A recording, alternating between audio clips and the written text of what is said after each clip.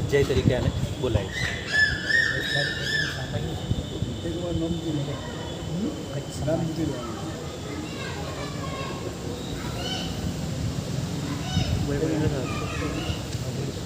કાલે ગુરુ ભક્ત બોલવાળા મંદિર જેને ગુરુ બોલી બોલાવ.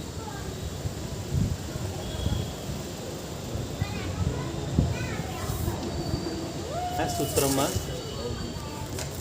મહાપુરુષો અને મહાસિદ્ધિઓના નામ છે.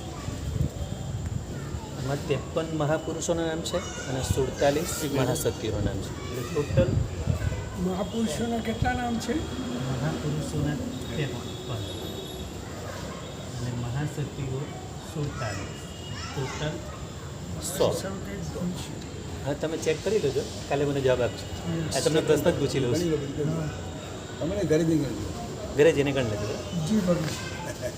તો આમાં 53 મહાપુરુષો અને 47 મહાસિદ્ધિઓના નામ છે. અને બધા એવા પવિત્ર આત્માઓ થઈ ગયા છે કે જે સવારે રાઈ પ્રતિક્રમમાં આપણે શ્રાવકો તો એમના નામ યાદ કરીએ જ છીએ, સાધુ ભગવંતો પણ એમને યાદ કરે.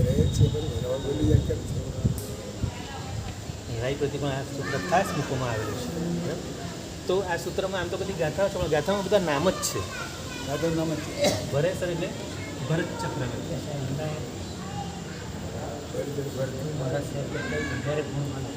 ના, એમ ના બોલાય,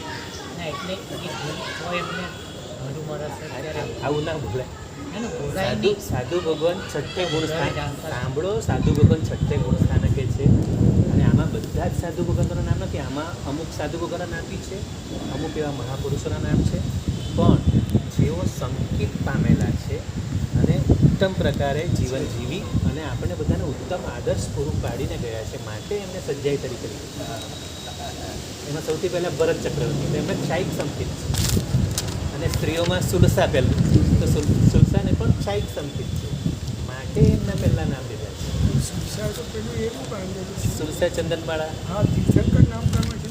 હા, તીર્થંકર નામકરણ છે. પહેલાં ક્ષાયિક સંકિત ને એમની પરીક્ષા કરીને.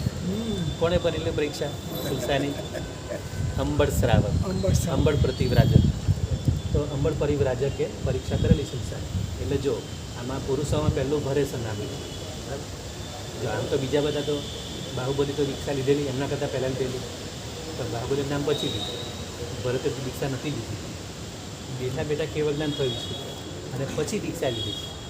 બરાબર? તો પણ ભરતનું નામ પહેલાં લીધું, ક્ષાયિક સંકિતને માટે. એટલે સંકિતનું મહત્ત્વ વધારે છે.